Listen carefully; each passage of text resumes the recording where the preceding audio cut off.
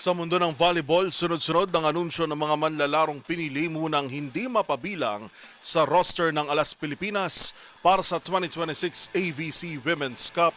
Matapos ang pag-beg off ni na team captain Gia de Guzman, ngayon naman, hindi rin muna lalaro ang Lasal Trio na sina Angel Canino, Amy Provido at Shevana Laput. Ang mga detalye sa report ni Matchpoint, Millie Borja.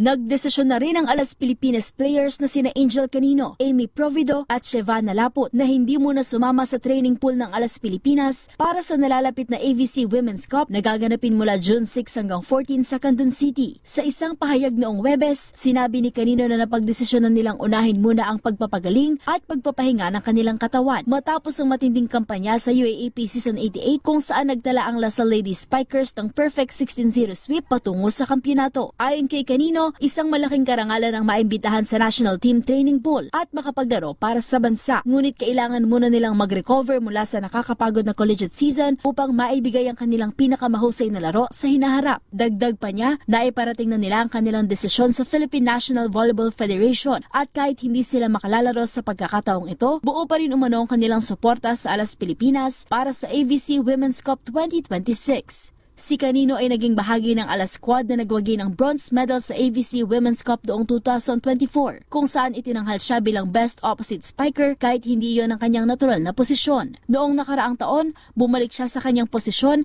at kinilala bilang AVC best outside spiker matapos pumunuo ng Alas Pilipinas hanggang sa finals bago matalo kontra Vietnam. Naglaro rin si Canino at Provido sa 33rd Southeast Asian Games habang matagal na rin kabilang si Laput sa mga minomonitor ng Alas Pilipinas program sa nakalipas na 2 taon. Kabilang ang Lasal Trio sa mga pangunahing manalarong hindi muna sasama sa national team ngayong taon, kasama sina Gia de Guzman, Bella Belen at Alyssa Solomon.